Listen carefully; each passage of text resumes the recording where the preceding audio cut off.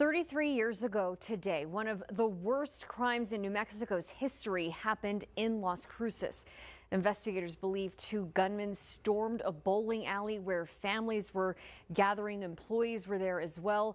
They shot 7 people at close range. 4 of the victims, 3 of them children, died that day. ABC 7's Lilo Basitziro looks at the crime that shook the community and where the investigation stands today. She reports from our New Mexico mobile newsroom. Stephanie and Eric, good afternoon to you. I wanted you to take a walk with me. I want to show you something.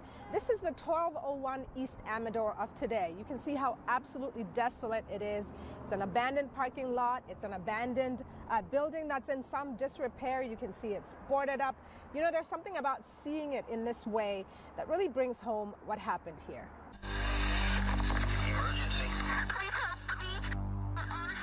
Terror in Las Cruces. This is before the term mass shooting was widely used. On February 10th, 1990, 2 gunmen forced 7 victims into an office at Las Cruces Bowl on East Amador. They shot 3 adults and 4 children, the youngest just 2 years old. The suspects stole $5,000 from the business and then set fire to the office. They have never been caught. These days, a crime is committed and people right away know that police will go and collect DNA as part of their investigation. But in 1990, that was not the case. The other problem is that the suspects set fire to the office where the crime was committed. There were survivors, but all these survivors, all of them, had injuries to the head, gunshot wounds to their heads.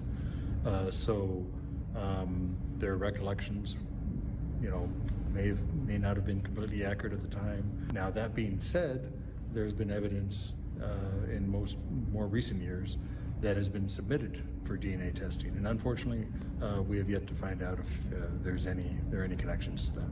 What detectives continue to hope for is that as time goes on, somebody who had allegiance to one or both of these suspects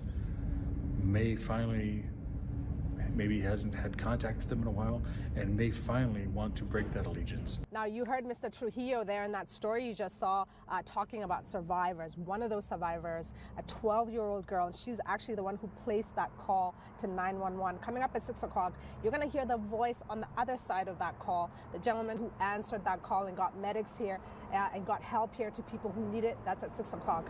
Reporting in Las Cruces, I'm Lilo Basitziro, ABC 7.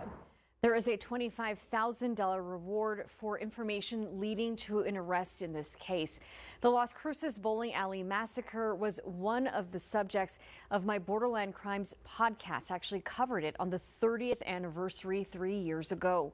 You can listen to that episode right now wherever you listen to podcasts.